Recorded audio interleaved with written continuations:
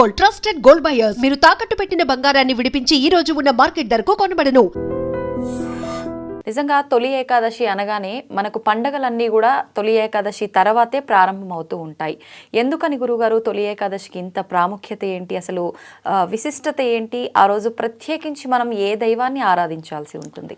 తొలి ఏకాదశి మన హిందూ జన భక్తులందరూ కూడా ఎంతో భక్తి శ్రద్ధలతో జరుపుకునేటువంటి పుణ్యతిథి. అసలు ఏకాదశి అంటేనే పుణ్యతిథి అమ్మ. అయితే మన వాళ్ళు మహర్షులు ఈ కాలంలో చెప్పుకునేటువంటి సైంటిస్టులు అని చెప్పవచ్చు. ఎందుకంటే ప్రతి దాంట్లో కూడా ఒక సాంకేతిక విజ్ఞానము, సైన్స్ అనేది దాగి ఉంది మన ప్రతి ఆచార వ్యవహారాల్లో. నమస్కారం పెట్టడం దగ్గర నుంచి, బయట నుంచి రాగానే కాళ్ళు కడుక్కోవడం దగ్గర నుంచి, ఇలా ప్రతి దాంట్లో ఎంత వైజ్ఞానికంగా మన వాళ్ళు ఆలోచించారో ఈ ఏకాదశి యొక్క మహత్యము కానీ కథ కానీ విన్న వాళ్ళకి అంతర్లీనంగా తెలుస్తుంది. దీనిని అంటే సాధారణంగా మొత్తం 12 నెలల్లో 2 ఏకాదశులు, మొత్తం 24 ఏకాదశులు వస్తాయి. దీనిని ప్రథమైకాదశి అని చెప్పి అని అంటుంటారు సంస్కృతంలో. మన తెలుగు వాటికి వచ్చేసరికి అర్థము ప్రథమం అంటే తొలి అని కదా, అందుకని మన తెలుగులో దాన్ని తొలి ఏకాదశిగా మనం పెట్టుకున్నాం. కాబట్టి ఈ రోజు నుంచి శ్రీ విష్ణు భగవానుల వారు శయనమందు ఉంటారు. శేషసాయి తల్పసాయి అని అంటారు కదా, అంటే నిద్రించడానికి ఆ రోజు తిథిగా పెట్టుకున్నారు. ఈ రోజు నిద్రలో వెళ్ళి మళ్ళీ కార్తీక శుద్ధ ఏకాదశి వరకు ఉండి కార్తీక శుద్ధ ఏకాదశి నాడు మళ్ళీ నిద్ర నుంచి మేల్కొంటారు. దాన్ని ఉత్థాన ఏకాదశి అని అంటారు. మరి ఆషాఢ మాసం నుంచి కార్తీక మాసం పెట్టుకునేసరికి ఏమవుతుంది? 4 నెలలు, అంటే చాతుర్మాస దీక్షగా. అయితే సాధారణంగా ఈ యొక్క ఏకాదశి అనేటువంటి సమయం సందర్భంలో వచ్చినప్పుడు ప్రధానంగా దాని యొక్క మహత్యము వీక్షించేటువంటి ఐడ్రీమ్ ప్రేక్షకులు కూడా గమనించాల్సిన అంశం ఏంటంటే ఈ కార్యక్రమాన్ని ఆశాంతం వీక్షించండి. ఎందుకనంటే చాలా విలువైనటువంటి సమాచారాన్ని, శాస్త్ర గర్భమైనటువంటి సమాచారాన్ని మీకు తెలియచేయడం జరుగుతుంది. వీలైతే లైక్ చేసుకోండి, మళ్ళీ మళ్ళీ చూడవచ్చు. ఎందుకంటే ఈ ఏకాదశి మహత్యం వింటే సకల పాపాలు తొలగిపోతాయి. ఇదే మనం అప్పుడు చెప్పుకుంటున్నాం. పూర్వము తాళజంఘుడు అనేటువంటి యొక్క రాక్షసుని యొక్క కొడుకు మురాసురుడు. ఆ మురాసురుడు బ్రహ్మవర ప్రసాదము చేత లోకాలనన్నిటినీ కూడాను భయకంపితులను చేసేశాడు. ప్రజలు బాధలు పడ్డారు, ఋషులు మునులు బాధలు పడ్డారు. ఇక దేవతలకి ఏ పూజ చేయనీయకుండా ఈ రాక్షసుడు అడ్డుకొనిచున్నటువంటి సందర్భంలో మన ఇంట్లో మనకు ఏదైనా సమస్య వస్తే అమ్మ నాన్నకు చెప్పుకుంటాం, మనకి ఇంకా ఏదైనా పెద్ద సమస్య వస్తే ప్రభుత్వానికి చెప్పుకుంటాం, రాజులకు చెప్పుకుంటాం. మరి ప్రభుత్వాలు రాజులకే సమస్య వస్తే చీఫ్ దగ్గరికి వెళ్ళాలి కదా. వీళ్ళందరూ రాజులతో సహా ఎవరైతే వరం ఇచ్చారో బ్రహ్మ దగ్గరికి వెళితే ఆ బ్రహ్మ ఏం చెప్పాడంటే, ఈ వరం ఇచ్చాను కాబట్టి నాకు మళ్ళీ తిరిగి దాన్ని తీసుకునే శక్తి లేదు, కానీ సృష్టి స్థితి లయకారకాలలో స్థితికారకుడు అంటే రక్షించేవాడు శ్రీ విష్ణు భగవానుడు, కాబట్టి ఆయనకి వెళ్ళి మొరపెట్టుకుందామని చెప్పి మొరపెట్టుకున్నారు. అంతటా వీరి బాధలన్నీ విన్న తర్వాత విష్ణు భగవానుడు ఆ మురాసురుడితో యుద్ధం చేయడానికి వెళతాడు. దాదాపు 1000 సంవత్సరాలు అలుపు సొరుపు లేకుండా యుద్ధం చేస్తాడు. 1000 సంవత్సరాలు చేసిన తర్వాత ఇక ఆ విష్ణు భగవానుడు కొంత సేద తీరుదామని గుహలో సేద తీరుతుండగా విష్ణువు కోసం వెతుకుంటూ వచ్చిన మురాసురుడు అక్కడ ఉంటాడు. ఆ సమయంలో ఆ ఒక మహత్యము కలిగినటువంటి ఒక దేవి మాయారూపము ఉద్భవించింది. ఉద్భవించి ఏ కారణం చేతనైతే ఆ స్వామి శయనించారో ఆ విధంగా ఆ యొక్క స్వామి యొక్క కార్యాన్ని ఆ స్త్రీమూర్తి చేసి పెడుతుంది, అంటే మురాసురుని సంహరిస్తుంది. అప్పుడు నిద్ర నుంచి మేల్కొన్న తర్వాత విష్ణు భగవానుడు ఆమెకి నీకేం వరం కావాలో కోరుకోమ్మా, నేను చేయాల్సిన కార్యాన్ని నాయందు జనించిన నీవు చేసావంటే అప్పుడు ఆమె 3 వరాలు కోరుకుంటుంది. ఎల్లప్పుడూ నేను నీకు ప్రియమైన దానిగా ఉండాలి. ప్రియము అనంటే ఇష్టపడేటువంటి విధంగా, అంటే ఆ విష్ణు భగవానికి ఇష్టంగా ఉండాలట. 2వ వరం వచ్చేసేసి ఏం కోరుకుందానంటే, నిన్ను ఆరాధించే తిథులలో నేను అగ్రతాంబూలం నాకు కావాలి. ఎందుకంటే విష్ణు భగవానుడు దైవస్వరూపం కదమ్మా. ఇక 3వ వరం ఏం కోరుకుందానంటే, నేను ఉన్నటువంటి తిథి రోజున ఎవరైతే మిమ్మల్ని ఆరాధన చేస్తారో, పూజ చేస్తారో, సాంప్రదాయాన్ని పాటిస్తారో వాళ్ళకి మోక్షం కలిగించాలి అని చెప్పి 3 వరాలు కోరుకుంది. ఓకే. ఇక ఆ రోజు నుంచి కూడా విష్ణు భగవానునికి అత్యంత ప్రీతికరమైనటువంటి తిథిగా ఏకాదశి మార్పు చెందడం. ఈ ఏకాదశి రోజున కఠినమైనటువంటి ఉపవాసం ఉంటారు. ఈ ఏకాదశి వ్రతాన్ని ఆచరించినటువంటి వాళ్ళు నిండు నూరేళ్ళు ఆయురారోగ్యాలతో బతుకుతారమ్మా. అసలు అమెరికన్ సైంటిస్టులు అందరూ కూడా ఎక్కువగా ఫోకస్ చేసినటువంటి సందర్భం ఏంటంటే, ఎప్పటి నుంచో భారతీయుల యొక్క శరీర తత్వంలో బాగా రోగ నిరోధక శక్తి ఉంది, వారు తినే పదార్థములన ఆచార వ్యవహారాలని చెప్పి ఎంతో రీసెర్చ్ చేశారు. ఈ రీసెర్చ్కి మూలం ఎక్కువగా పడింది మాత్రం కరోనా టైంలో. కరోనా వచ్చినప్పుడు ప్రపంచంలో పిట్టల్లా రాలిపోయారు మిగతా దేశాల్లో.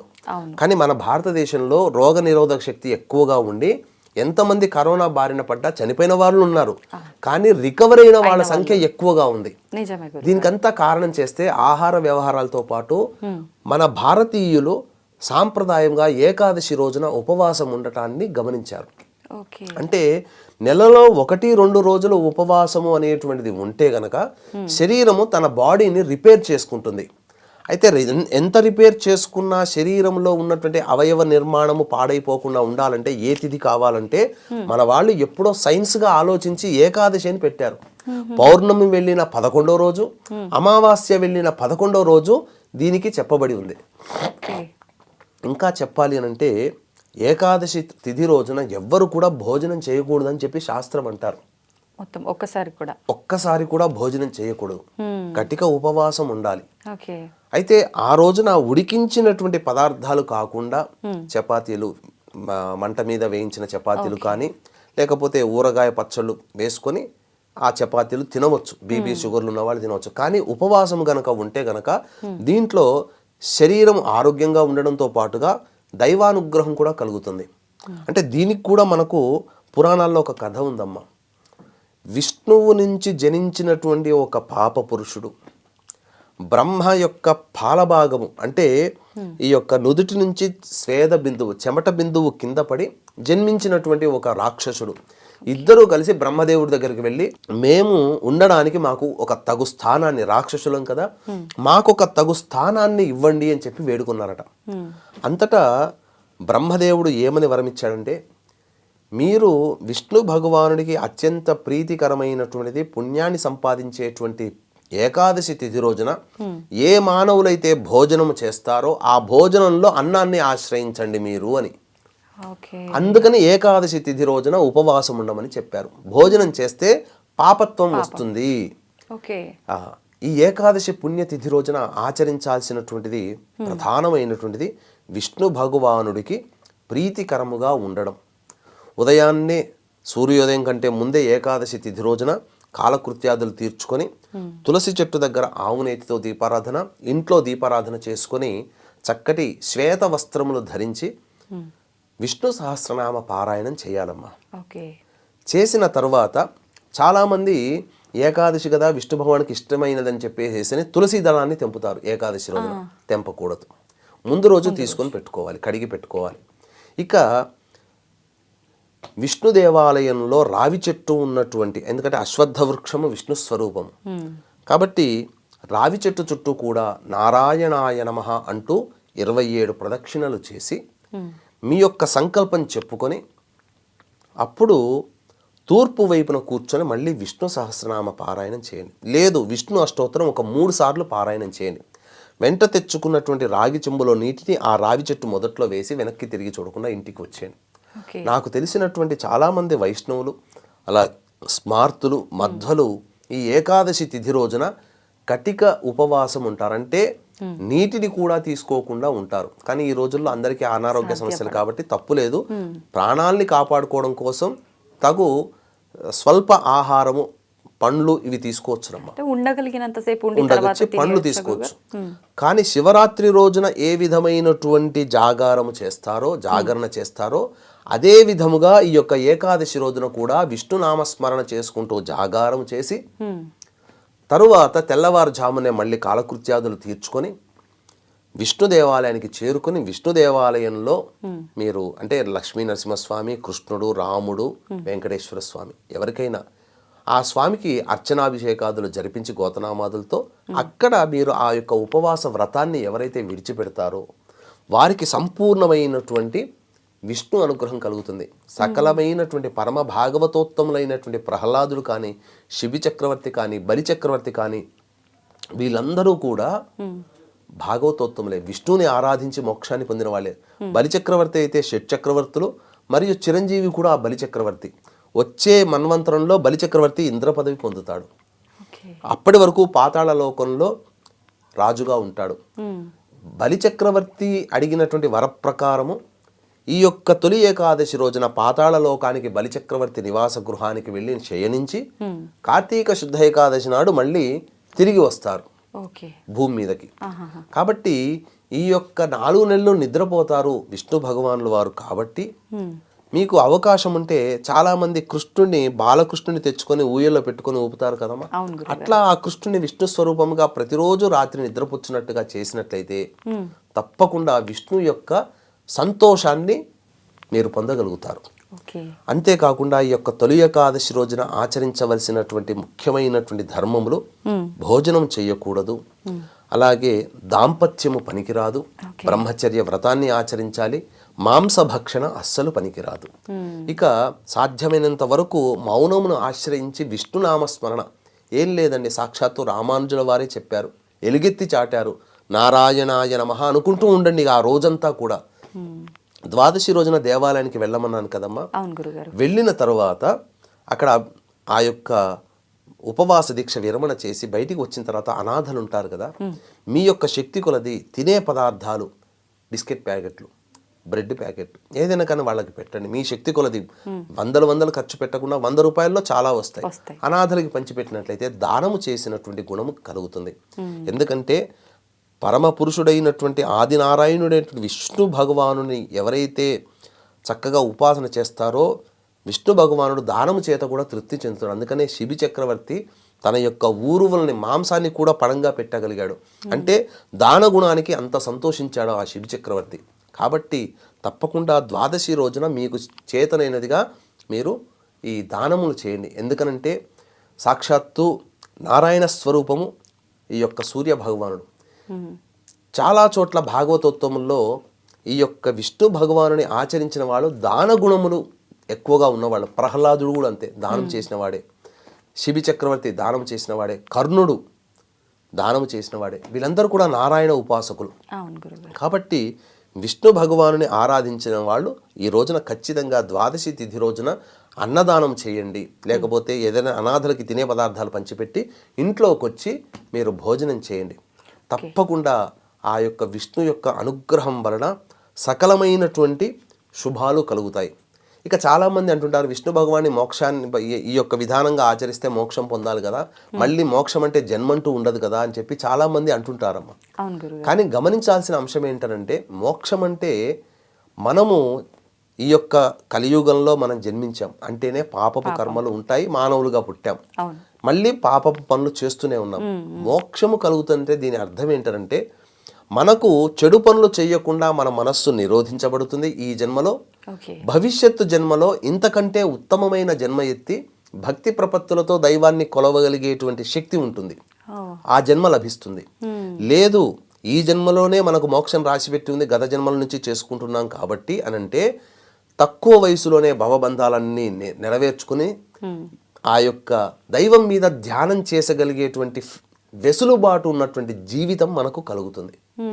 తద్వారా చాలామంది ఎంతమంది ప్రముఖ క్షేత్రాల్లో దైవ ధ్యానంలో ఉంటారు, వాళ్ళకన్నీ బాధ్యతలు తీరిపోయి ఉంటాయి, మోక్షాన్ని పొందగలిగే స్థితి ఇది. ఈ విధంగా అర్థం చేసుకోవాలి తప్ప ప్రపంచమంతా మోక్షాన్ని పోతే అందరూ స్వర్గంలోనే ఉంటే ఇంకా పాపాలు చేసేవాళ్ళు ఎవరు? అందుకనే మనము దాన్ని ఈ విధంగా అర్థం చేసుకోవాలమ్మా. ఓకే గురుగారు, చాలామంది ఇలాంటి ప్రత్యేకమైన తిథులు వచ్చినాయి అనగానే కొంతమందికి మహిళలు ఉంటాయి, పురిటి మహిళలు అని చెప్పి, లేదంటే ఎవరైనా చనిపోయిన వాళ్ళకు కార్యక్రమాలన్నీ అవ్వకుండా ఉన్న డేస్లో కానీ అలా ఉన్నప్పుడు మరి మేము ఎలా చేసుకోవాలి, ఇంతటి ముఖ్యమైన తిథిని చేసుకోవచ్చు అనే సందేహం ఉంటుంది. అలాంటి వాళ్ళు కూడా ఆచరించవచ్చు అంటారు ఉపవాస దీక్ష? ఈ పురిటి మైల ఉన్న వాళ్ళు చేయకూడదమ్మా. అన్నిటికంటే చాలా మంది మృతా శౌచము జాతా శౌచంలో రెండు ఉంటాయి. అందుకనే మనిషి పుట్టుకకి మరణానికి మైల ఉంటుందమ్మా. చాలా మంది అనుకుంటారు మరణిస్తే మైల అంటారు, కానీ దానికన్నా గొప్పదైనటువంటిది జాతా శౌచం, పురిటి మైల. ఎందుకంటే మన ఇంట్లో ఒక శిశువు జన్మిస్తాడు, ఆ 11 రోజుల పాటు మనం చేసినటువంటి పాపకర్మలు ఆ శిశువు యొక్క తలరాత మీద ఆధారపడి ఉంటుంది. ఎందుకంటే 11వ రోజు శుద్ధి చేసినప్పుడు బ్రహ్మదేవుడు వచ్చి లిఖితం రాస్తాడు. పుట్టగానే అతనికి గత జన్మ జీవితం ఈ జన్మతో ముడిపడి ఉన్నటువంటి జీవితంగా అన్నీ ఉంటాయి అనుకుంటారు, కానీ పుట్టిన 11 రోజుల వరకు కూడా ఏ బ్రహ్మదేవుడు కూడా మనకు వరం ఇవ్వడు. 11 రోజున వచ్చి చాటలో పెడతారు, ఎవ్వరూ ఉండరు. దానికి కూడా మనం అవసరమైతే దీని విధానం ఏంటంటే ఒక మంచి వీడియో సందర్భంలో తప్పకుండా చేసుకుందాం. బ్రహ్మదేవుడి యొక్క అనుగ్రహం కలగాలంటే మృతా శౌచము కంటే జాతా శౌచం, ఎందుకంటే జీవించినటువంటి వ్యక్తి యొక్క భవిష్యత్తు పుట్టుక నుంచి మరణం వరకు ఉండే విధంగా ఉండాలనంటే ఆ 11 రోజులు శుద్ధంగా ఉండాలి. ఇప్పుడు మరి వీళ్ళు ఇలాంటి ఉపవాసాలు పురిటి వాళ్ళు అవసరం చేయకూడదు, మిగతా వాళ్ళు గురుగారు? అసలు మైల వచ్చిన వాళ్ళు ఎవరూ చేయకూడదు. అసలు ఏ విధమైనటువంటి మైల ఉన్న వాళ్ళు చేయకూడదు. ఆడవాళ్ళు కానీ అలాగే ఏదైనా పురిటి సూతకం మరణం వచ్చినటువంటి సూతకం ఉన్న వాళ్ళు చేయకూడదు. గురుగారు, ఒకవేళ ద్వాదశి రోజు ఆలయానికి వెళ్ళటానికి వీలు కాని వాళ్ళు, ముందు రోజు ఉపవాస దీక్ష అంతా ఉంటుంది, మరుసటి రోజు ఆడవాళ్లకు వీలు అవ్వని పరిస్థితుల్లో ఉంటే ఇంట్లో ఉన్నటువంటి విష్ణు భగవాన్ని చిన్న ప్రతిమ తెచ్చుకుంటారు, ఏదో ఒక రూపంలో ఉన్న విష్ణు భగవాన్, లేదా ఫోటోకైనా కానీ మళ్ళీ చక్కటిగా పసుపు రంగు పూలమాల వేసి ఆ రోజున దీపారాధన చేసి స్వామికి మీరు వండిన నైవేద్యం పెట్టి మీరు భుజించవచ్చు. ఆ విధంగా ఉపవాస దీక్ష పూర్తి చేయవచ్చు. నిజంగా చాలా మంచి కథ కూడా తెలియజేశారు గురుగారు మాకు. నిజంగా నేనైతే ఇప్పటివరకు ఆ కథని విననే లేదు, చాలా సంతోషంగా అనిపించింది. గురుగారు, ప్రస్తుత కాలంలో చూసుకుంటే ప్రతి ఒక్క కుటుంబంలో కూడా ఆర్థికపరమైన ఇబ్బందులు, ముఖ్యంగా తీసుకుంటే వచ్చిన ధనం నిలవకపోవడము. ఒకప్పటి కాలంలో తీసుకుంటే ఒక్కరు ఇంటి యజమాని సంపాదిస్తే కుటుంబం అంతా కూడా ఏ చింత లేకుండా గడిచిన రోజులు చూసినాం. ఇప్పుడు ప్రస్తుత కాలంలో తీసుకుంటే ఇంట్లో ఎంతమంది ఉన్నా అంతమంది సంపాదించే రోజులు ఉన్నాయి. అయినా కూడా వాళ్ళ కనీస అవసరాలు కూడా తీరకుండా రకరకాల ఇబ్బందులు తలెత్తుతున్నాయి ధనపరంగా చూసుకుంటే. అలా కాకుండా వచ్చిన ధనం పొదుపు చేసుకునే రకంగా ఆర్థికపరమైన ఇబ్బందులు లేకుండా ఉండాలంటే ఏం చేస్తే బాగుంటుంది గురుగారు? వాస్తవమేనమ్మా, మీరు చెప్పినటువంటి ప్రతి విషయం కూడా ఈరోజు జరుగుతున్నటువంటి వాస్తవికకి దగ్గరగానే ఉన్నాయి. ఎందుకంటే ఒకప్పుడు ఇంట్లో ఒక పెద్ద మనిషి సంపాదిస్తే ఇంటిల్లి పాది, అప్పుడు కూడా సంతానం ఎక్కువ మంది 15-20 మంది ఉండేవారు, ఇల్లు గడిచేది. కానీ ఈ రోజుల్లో ఎంతమంది సంపాదిస్తున్నా డబ్బు నిలవట్లేదు. కారణం ఏంటంటే ఒకప్పుడు మనిషికి అవసరాలు లేవు, ఇప్పుడు అవసరాలు ఎక్కువైపోయాయి. అంతకు మించినటువంటిది ఇంట్లో గృహోపకరణాలు కూడా మామూలు ఇళ్లలో కూడా ఉండగలిగారు. ఇప్పుడు స్థాయికి తగ్గట్టుగా ప్రతిదీ కూడా ఏ పూజ చేసుకున్నా, పండగ చేసుకున్నా, లేకపోతే ఇంట్లో ఏదైనా శుభకార్యం చేసుకున్నా స్థాయికి మించి వెళ్ళిపోతున్నారు. తద్వారా ధనము ఖర్చు ఎక్కువగా అవుతుంది. అయితే ఇవన్నీ పెట్టుకోవద్దు, సాధారణంగా జీవించనే మనం చెప్పడం లేదు. కాకపోతే ఈ యొక్క లక్ష్మీ అనుగ్రహాన్ని పొందే ప్రయత్నం కనుక మానవుడు చేసుకున్నట్లయితే తప్పకుండా ఆ లక్ష్మీ అనుగ్రహం వల్ల మనకు సకాలంలో రావాల్సినటువంటి డబ్బు అందుతుంది, లేదా మనకు డబ్బు ఖర్చు అయ్యేటువంటి మార్గము తగ్గిపోతుంది. అంతే తప్ప ఇప్పుడు మనం చెప్పబోయేటువంటి అద్భుతమైనటువంటి పరిహారం ద్వారా వీక్షించేటువంటి ప్రేక్షకుల్లో ఎవరికి కూడా ధనరాశి రాదు. కాకపోతే మనము ఏదైనా కానీ ఒక లోన్ కోసం ప్రయత్నం చేస్తాం, లేదా ఎవరినైనా ఒక అప్పు అడుగుతాం, దొరకకపోవచ్చు. కానీ ఈ యొక్క మంత్ర విధానం ద్వారా మనకు ధనము లభ్యమవుతుంది, లోన్ శాంక్షన్ అవుతాయి. లేకపోతే మనకు ప్రతి నెల 10,000 రూపాయలు అదనపు ఖర్చుగా అయ్యేది ఓ 3,000తో ఆగిపోతుంది. ఇలా మరి ఈ తంత్రం ఇప్పటి వరకు ఎవరు చేయలేదనంటే ప్రపంచంలో ఇప్పటికీ చాలా మంది మన భారతదేశంలోని నార్త్ ఇండియన్స్ చేస్తున్నారు. ఎందుకనంటే మీకు గమనించుకుంటే ఉత్తరాది వాళ్ళందరూ కూడాను ఎక్కువగా మనలాగా బాహాటంగా పూజలు చేయరు. చాలా చిన్నవైనటువంటి చిట్కాలు, వీటినే తంత్రములు అని అంటారు.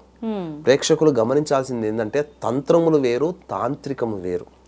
తాంత్రికము క్షుద్ర పూజలకు సంబంధించింది, తంత్రములు చిన్నపాటి ఉపాయాలతో మనం బయటపడేటువంటిది.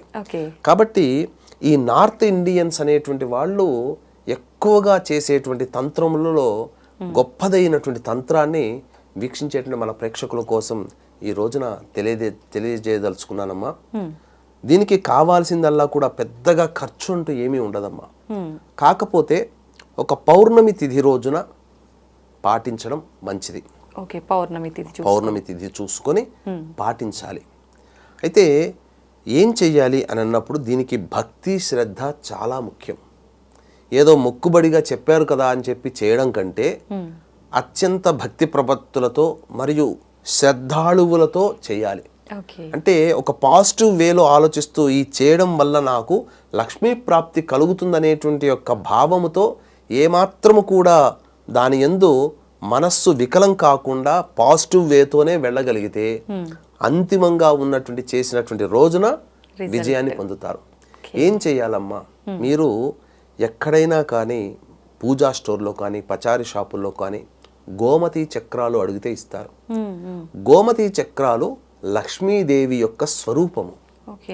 కాబట్టి చక్కటి గోమతి చక్రాలని తీసుకొని పౌర్ణమి తిథి రోజున గనక మొదలు పెట్టాలి. మీరు పౌర్ణమి తిథి రోజున మొదలు పెట్టాలి. ఏ విధంగా చేయాలి? చాలా సింపుల్ అండి. ఇంట్లో లక్ష్మీ అమ్మవారి ఫోటో పెట్టుకొని అమ్మవారికి ఎర్రటి పూలమాల వేయండి. లేదా లక్ష్మీనారాయణుడి యొక్క ఫోటో అయినా పెట్టుకోండి. లేదా పరమేశ్వరుడు అనుగ్రహిస్తూ స్వర్ణాకర్షణ భైరవుడి రూపంలో ఒకవైపు లక్ష్మీదేవికి ఒకవైపు కుబేరుడికి ధనరాశిని అందిస్తుంటాడు కదమ్మా, ఆ చిత్రపటమైనా పెట్టుకోండి. పెట్టుకుని ఎర్రటి పూలమాల వేసి ఆవు నేతితో దీపారాధన చేసి ఒక రాగి ప్లేట్ కానీ ఇత్తడి ప్లేట్ కానీ వెండి ప్లేట్ కానీ శక్తి ఉంటే బంగారు ప్లేట్లునైనా కానీ ఈ గోమతి చక్రాలని పెట్టుకోవాలి. ఎలా పెట్టుకోవాలి? 3 తమలపాకులు పెట్టుకోవాలి. అంటే తొడిమలు మన వైపు ఉండాలి, ఈనెలు అంచున అటువైపు ఉండాలి. మన వైపు తొడిమలు ఉన్నట్టుగా పెట్టాలి. పెట్టి అందులో లక్ష్మీ విగ్రహం ఏదైనా కానీ వెండిదైనా ఇత్తడిదైనా తెచ్చుకొని ఆ లక్ష్మీ విగ్రహాన్ని ముందు పెట్టి ఆ విగ్రహం ముందర ఈ 8 గోమతి చక్రాలని చతురస్రాకారమో వృత్తాకారంగానో పెట్టండి. పెట్టి పంచామృతాలతో అభిషేకము జరిపించండి.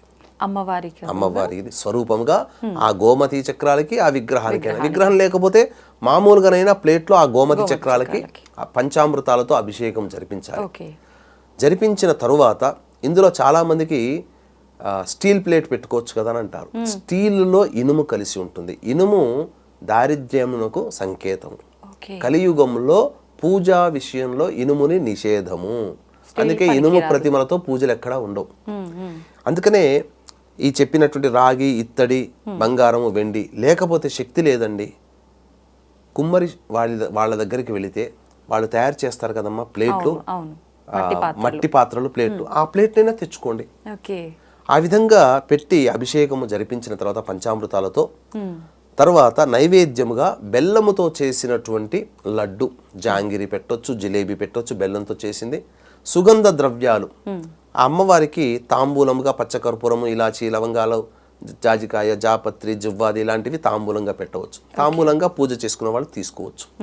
అయితే ఇది పూజా విధానం. ఈ పూజా విధానంలో అభిషేకం అయిన తర్వాత చక్కగా గోమతి చక్రాల్ని కడుగుతారు కదమ్మా. అప్పుడు లక్ష్మీ అమ్మవారితో విగ్రహంతో సహా ఉన్నటువంటి గోమతి చక్రాలతో లక్ష్మీ అష్టోత్తరముతో కుంకుమ పూజ చేయండి అమ్మవారికి. గోమతి చక్రాలకి. అయితే మనం ఏం చేస్తామంటే ఈ అమ్మవారి లలితానామాలు చదివేటప్పుడు ఓం ఐం హ్రీం శ్రీం అని చదువుతాం కదమ్మా. ఆ విధంగానే ఓం ఐం హ్రీం శ్రీం ప్రకృత్యై నమః, ఓం ఐం హ్రీం శ్రీం వికృత్యై నమః, ఓం ఐం హ్రీం శ్రీం చంద్ర సహోదర్యై నమః, ఓం ఐం హ్రీం శ్రీం సముద్ర తనయాయై నమః, ఇలా లక్ష్మీ అష్టోత్తరాలు ఉంటాయి. ఆ ఐం హ్రీం శ్రీం అనే బీజాక్షరాన్ని జత చేసి అష్టోత్తర పూజ చేయండి. చేసిన తర్వాత ఇప్పుడు వీక్షించేటువంటి ప్రేక్షకులు ఇప్పుడు నేను చెప్పబోయేటువంటి మంత్రాన్ని ఒక 5 లేదా 6 మాలలు జపం చేయండి. మీకు ప్రేక్షకులకి డిస్ప్లే కూడా చేయడం జరుగుతుంది, ఏమాత్రం తప్పు కాకుండా.